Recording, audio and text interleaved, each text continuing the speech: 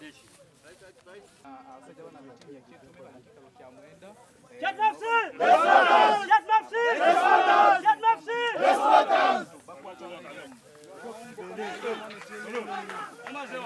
Kyetume!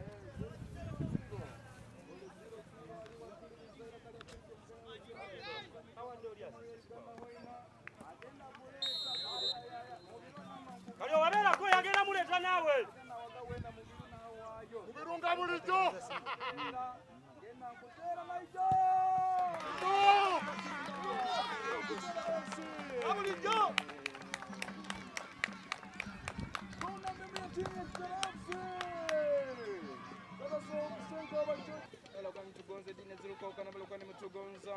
Sange timu ya Kyetume ba kuteka ale box Kyetume ni singa. Kitara ne kuya Kyetume. Bagarule kuna nyuma Kyetume ni ba kutera.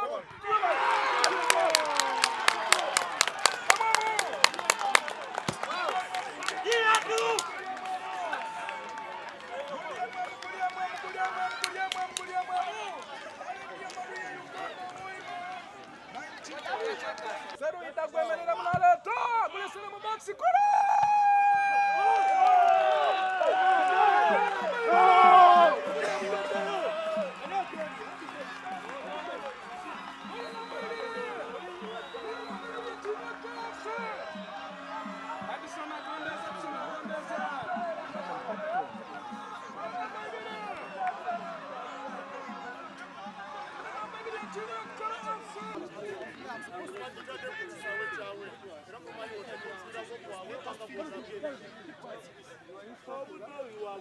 Let's finish the game. You want to finish the game? Oh God, leave me.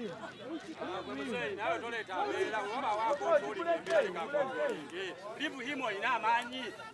Leka ba controlling embeera ledda nawe ne bwana akubono ne bamubani ngira na baba wata asanga avako ulaba refu yakudeko waya chagambo mwana mutavudeko waya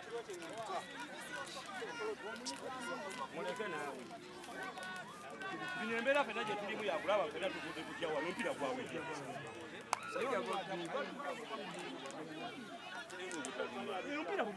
Alaina nako kubalumesa oyazito yedda ne bawuli badde ba. Ana musambako ki pada nyenja ya baddaku. Andi. Alabye kochi. Ani gotondo amasanga. Nze mbadde njagala kuba oli kyoki. Kwe kyoki ezo tonyimiriranga mu kubulira. Coach. Ya neti coach nze mugamba. Asibe bamuyigiriza. Your graph is going down all the time.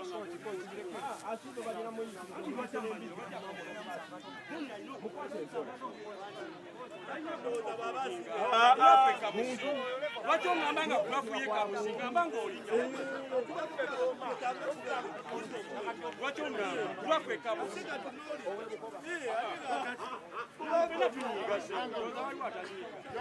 Ana mto, ball.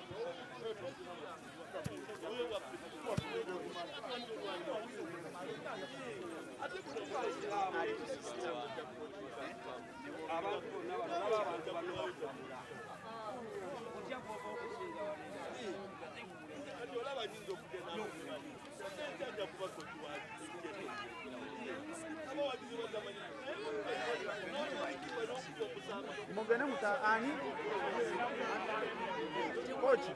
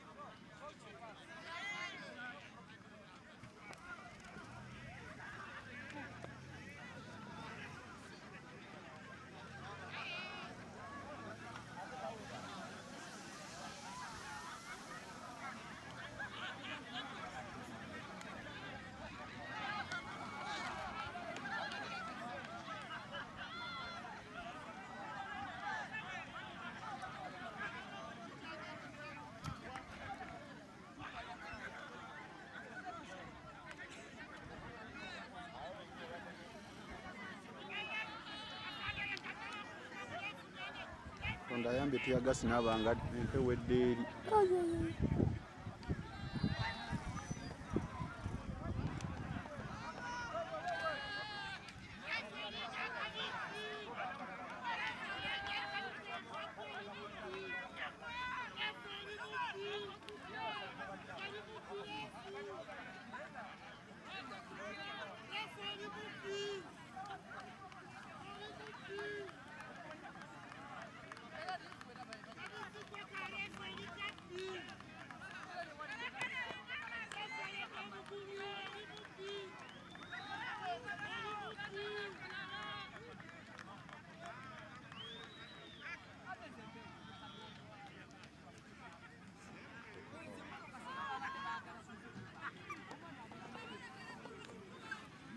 Gwawera gujja kuba muzibu era tusuubira nti gujja kuba muzibu nga guno oba n'okusingako naye naffe tugenda gwetegekera mistake ze tukoze tugenda zirongoosa okulaba bwe tunaagoba ogwo ne tugoba n'ejyaho mu ebiri kijja kuba tuli guaranteed mu number 1 so kati ekizibu kyaffe si kuyitamu okuyitamu kwe tulina okuyitamu naye twagala kikola baddewo naye mbadde mbusuubira kubanga olowooza what do you expect ng'ozanya ne ttiimu nga Mbalala etusinga amaanyi ekyo kiraba ono Pepe tusinga amaanyi yakava mu super division abazanyi baayo bonna balina etusinga amaanyi era yatulidinga goolo 2 naye twalina karakita twalaga karakita tuve emabega ne tugikolayiza twali tugikuba ne goolo ey'okusatu n'olwaleero wano first half olabye chance mmeka ze tuluzinze first half tuluzinze chances nyingi ate second round kizibu nnyo okufuna points z'olusuubi ze walifunye mu first round kubanga either waliwo abaagala ogenda mu super ate waliwo abataagala kuddawa mu region so ebintu biba bizibu nnyo wonna si wano wokka mu bigiri gya Uganda ne mu super division kati rabayo kesi yalina points meka first round eneziweza oba Villa yalina meka tunule oba eneziweza second round bwekitobo kiba Coach Kyetume was very difficult but we played well, we started well and we scored fast. 20 minutes we had a goal and we thought it would be easy for us, but Kyetume was also equal to the task to see that they get a point or 3 points. We panicked a bit second half. We lost some balls which could have resulted into a goal for Kyetume, but God was on our side. They didn't score. Towards the end of second half, we concentrated, we wanted a goal, we got it, and we are winners today. Coach, it's been like that. That is football. Second round, you cannot collect as many points as you collected in the first half, because either some teams want to be promoted and others don't want to be demoted to the region. That's the status of football. Worldwide, not here. In fact, our problem now is not to qualify. I know we shall qualify, but we want to take the trophy.